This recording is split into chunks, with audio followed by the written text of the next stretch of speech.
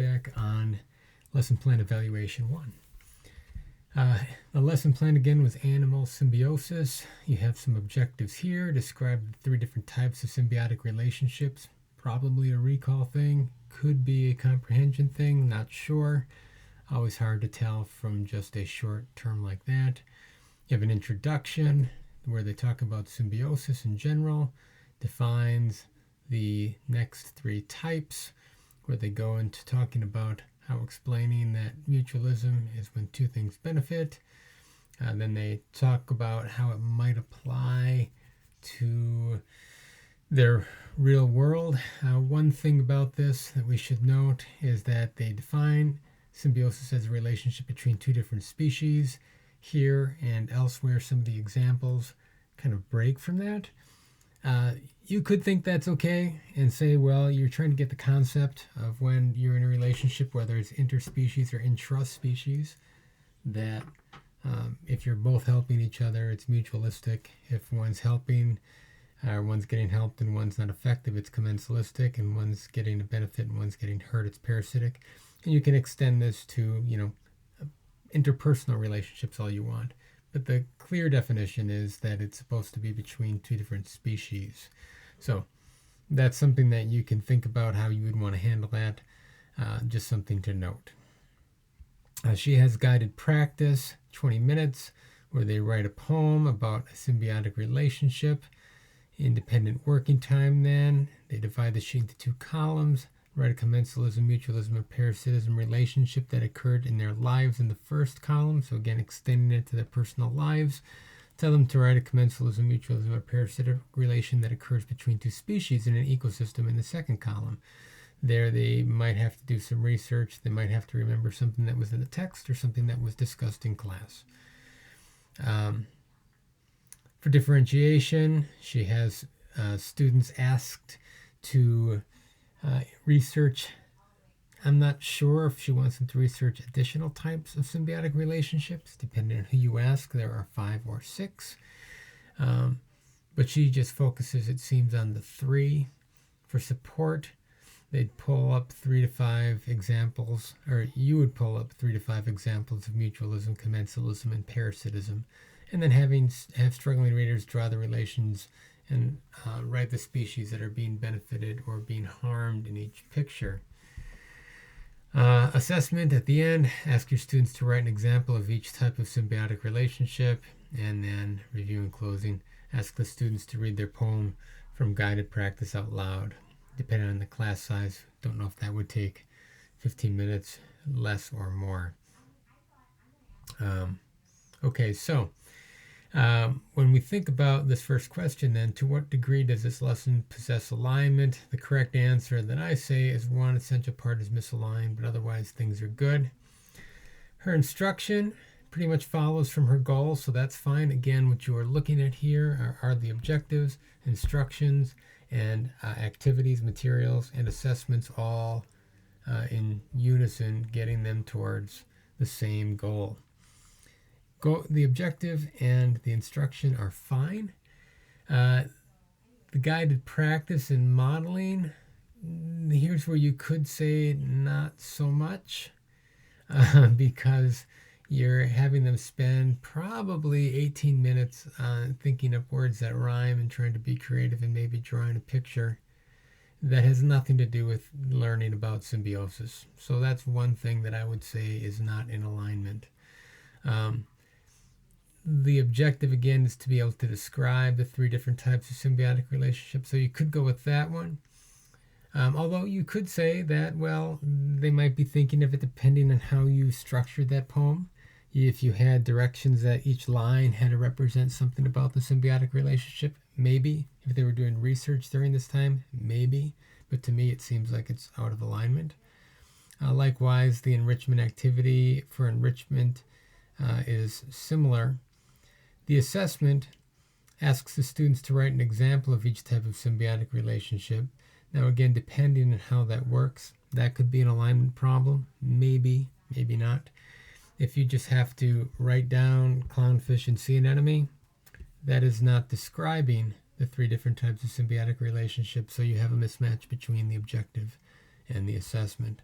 So both of those are kind of iffy. You could stretch them, which is why I'm saying that one essential part is misaligned. You could go with a 1 here and say that both of those are out of alignment, but I do not think that a 3 would be justifiable in this case. Next is learning progression.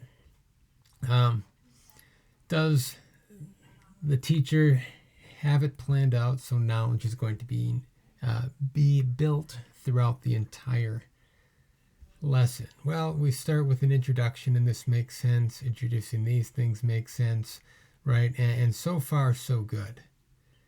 Again, when it gets to the guided practice, the independent working time, and the assessment, it kind of falls apart. There's a general progression, right?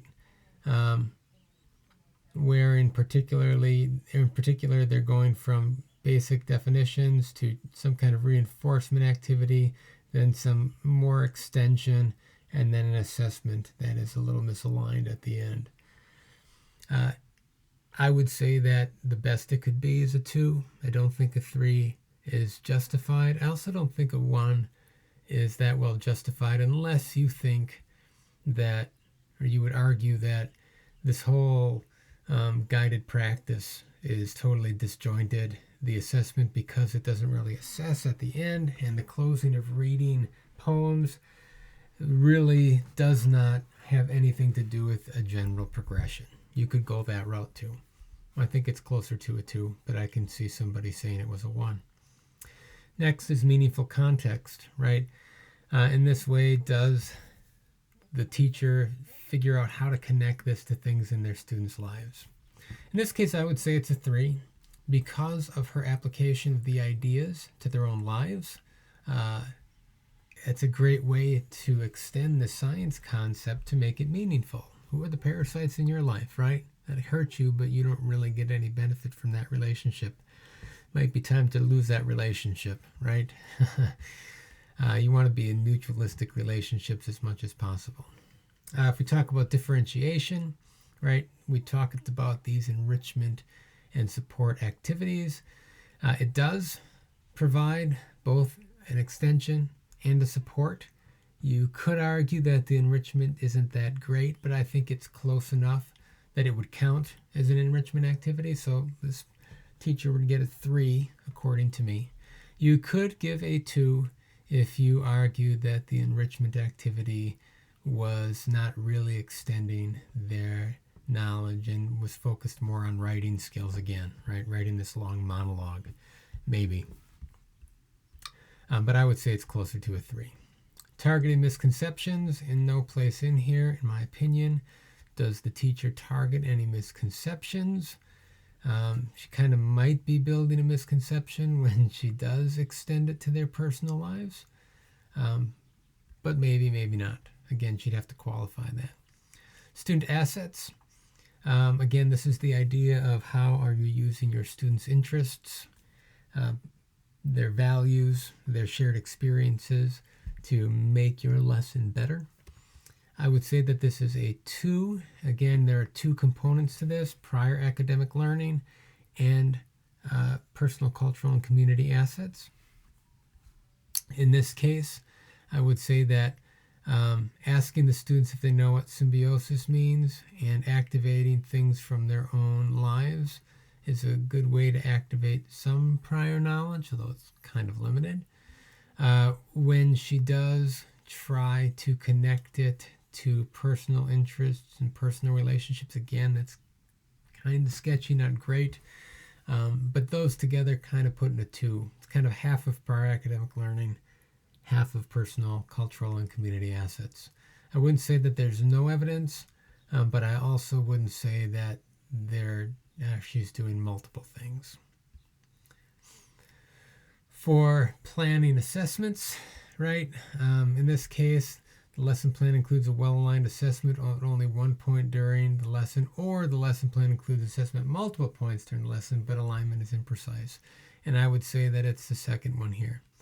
If you would argue that filling out this worksheet is some kind of assessment, or you would argue that this assessment is close enough that you could flex it to say that you're not just writing an example, but you always also have to explain why it's an example that gets you there. However, it doesn't say that up front, and so I would never go with a 3 here because of the alignment issues. So a 2 is probably your best bet. And that is it. So if you have any questions about this or wondering whether or not your interpretation, if it's different than mine, would pass muster, shoot me an email and I will let you know what I think. If you want to have a video conference, of course, we can always do that as well. Hope you are all doing well during this week.